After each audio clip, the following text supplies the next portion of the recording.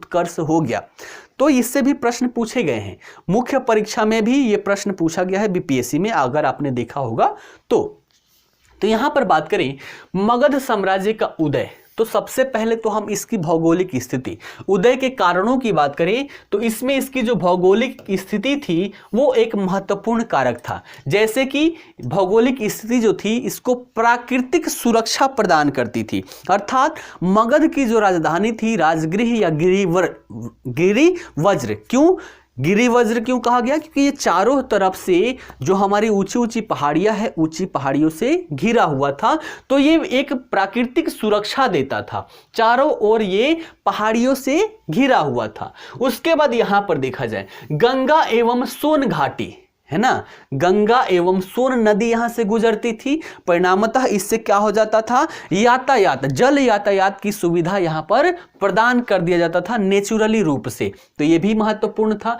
साथ ही साथ ये नदी घाटी क्षेत्र था और नदी घाटी क्षेत्र में उर्वरा मिट्टी आपको देखने को मिलती है, परिणामतः ये उपजाऊ मिट्टी था, तो खाद्यान्न उत्पादन भी बड़े स्तर पर हुआ करता था, खाद्यान्न की कमी कभी नहीं होती थी। ठीक है, तो पहला कारण हम देख सकते हैं भौगोलिक स्थिति, जो यहाँ की राजधानी थी उसको प्राकृतिक सुरक्षा देती थी, गंगा और सोन नदियों के द्वारा यातायात की सुविधा दे दी जाती थी, और साथ ही साथ उपजाऊ क्षेत्र था, इसलिए खाद्यान्न की कमी कभी हुई ही नहीं। दूसरा हम देखें तो इस क्षेत्र में खनिज पदार्थों की उपलब्धता बड़े स्तर पर थी, सबसे बड़ी यहाँ पर लोहा, है ना, लोहा बड़े स्तर पर उपलब्ध था, परिणामतः यहां पर तेज तेज हथियार इससे बनाए जा सके, जिसका यूज हमने युद्धों में किया और आसानी से विजय प्राप्त कर लिया। इसके साथ साथ तांबा के साथ साथ यहां पर वन संसाधन भी बड़े स्तर पर थे, वन संसाधन भी यहां पर बड़े स्तर पर थे, लकड़ियों की प्राप्ति हो जाती थी, साथ ही साथ इन जंगलों में हाथी भी पाई जाती थी, तो हाथियों का भी प्रयोग यहां पर किया जाने लगा, और हाथी के प्रयोग करने से जो इनकी सेना की क्षमता थी, क्षमता में और वृद्धि यहां पर हो जाती है। तो खनिज पदार्थों की उपलब्धता भी विशेष भूमिका रखती है। अगला देखें तो अगला राजाओं की भूमिका, ये सभी हो और राजा में नेतृत्व करने की क्षमता ही ना हो तब भी यहां पर कुछ भी नहीं होने वाला। तो तीसरा कारण हम यहां पर देख सकते हैं राजाओं की भूमिका, राजाओं ने भी महत्वपूर्ण यहां पर योगदान दिया, जिसकी वजह से मगध साम्राज्य का उत्कर्ष हो पाया, है ना। यहां पर उदय से अच्छा है उत्कर्ष लिख लीजिए, ये ज्यादा अच्छा होगा।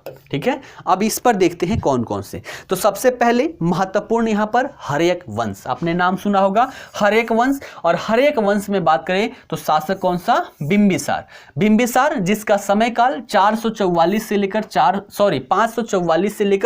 493 ईसा पूर्व तक शासन काल रहा।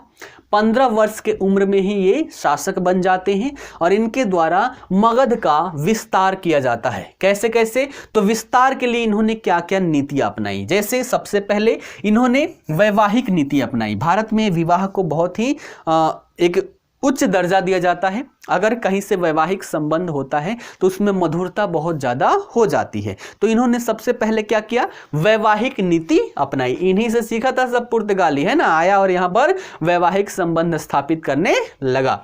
तो सबसे पहला इनके द्वारा वैवाहिक नीति अपनाई गई, जैसे कि कौशल के जो राजा थे प्रसेनजीत, इनकी बहन थी कोसला देवी से इन्होंने विवाह किया, है ना। तो पहला विवाह कहां, कौशल के राजा प्रसेनजीत की बहन कोसला देवी से हुआ, और जब इनसे विवाह हुआ तो विवाह के परिणाम स्वरूप दहेज के रूप में इनको काशी का क्षेत्र, काशी बहुत ही उपजाऊ क्षेत्र था, तो काशी का क्षेत्र इनको दहेज के रूप में प्राप्त हो गया। ठीक है ना। दूसरा विवाह लिच्छवी की राजकुमारी थी चेलना, उनके साथ किया गया, तो लिच्छवी के साथ इनका संबंध मधुर हो गया। तीसरा पंजाब की राजकुमारी थी क्षेमा, इनके साथ भी वैवाहिक संबंध हुआ, तो इससे भी इनकी शक्ति जो थी, शक्ति यहां पर बढ़ी।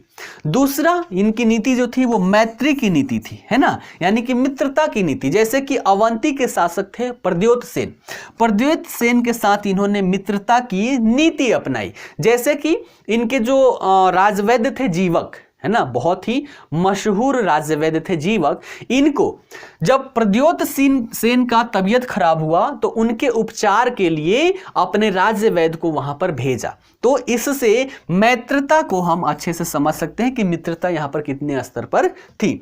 और तीसरा नीति जो इनके द्वारा अपनाया गया वो था विजय की नीति, है ना, विजय की नीति।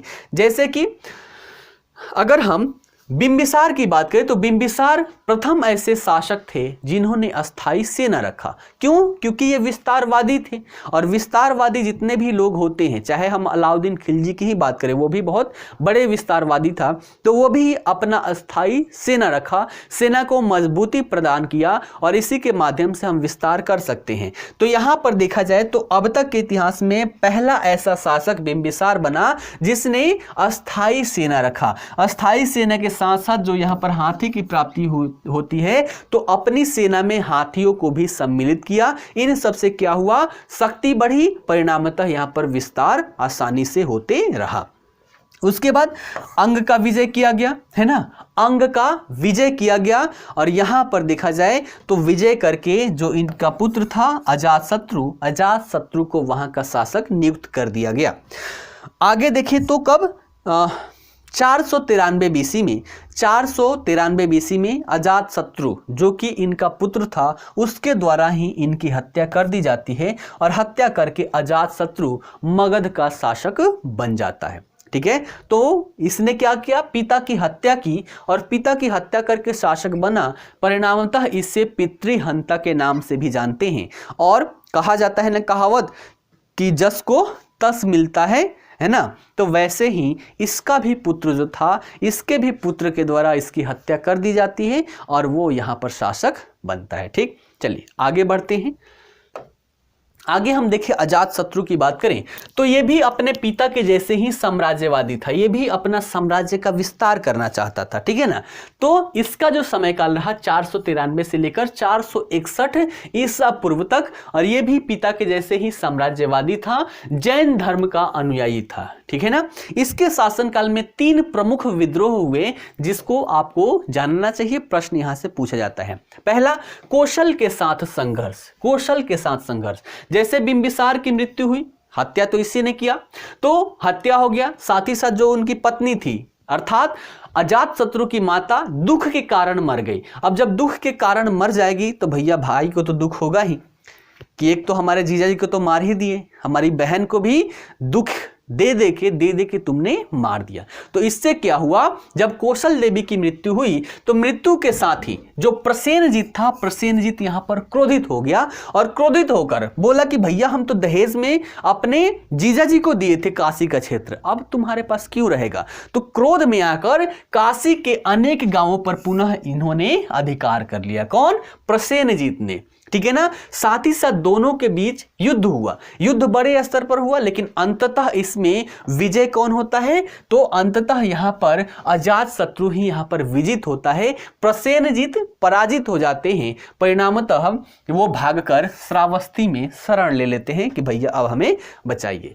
फिर यहां से कुछ समय बाद शक्ति अर्जित करके पुनः ये आक्रमण करते हैं। दूसरी बार इन दोनों के बीच में युद्ध होता है, और दूसरी बार में प्रसेनजीत विजयी हो जाता है, अजातशत्रु हार जाता है। लेकिन अजातशत्रु बहुत ही चालाक था, देखा कि भैया अब तो हार रहा हूं, कोई एक उपाय हो जिसकी वजह से मैं बना रहूं। तो इन्होंने क्या किया है ना, अजातशत्रु ने क्या किया कि इनकी पुत्री थी वाजिरा के साथ विवाह कर लिया, और विवाह करने के साथ ही ये संघर्ष समाप्त हो गया। पहले ही कर लिया होता, 2 संघर्ष होते नहीं तो सब पागल हुआ करते थे। ठीक है ना, समय के अनुकूल ये सभी लोग चला करते थे।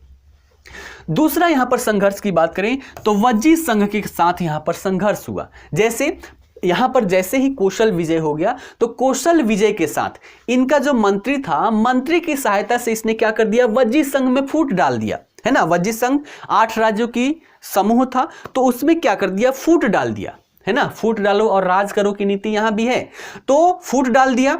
और साथ ही साथ यहां पर लगभग 16 वर्षों तक युद्ध होते रहा, 16 वर्षों का युद्ध होते रहा, और युद्ध के कारण वैशाली को अपने राज्य में मिला लिया। तो दूसरा, वैशाली को अपने राज्य में मिला लिया। यहां पर जो युद्ध हुआ था 16 वर्षीय युद्ध, यहां से प्रश्न पूछा गया है। यहां पर विशेष प्रकार के जैसे कंटकशिला और गदा मूसल जैसे यंत्रों का प्रयोग यहां पर अजातशत्रु के द्वारा किया गया, प्रश्न के रूप में यह पूछा जा चुका है। तो कंटकशिला और गदा मूसल जैसे यंत्रों का प्रयोग 16 वर्षीय युद्ध में अजातशत्रु के द्वारा किया गया। उसके बाद यहां पर देखें तो यहां पर अब 16 वर्ष तक युद्ध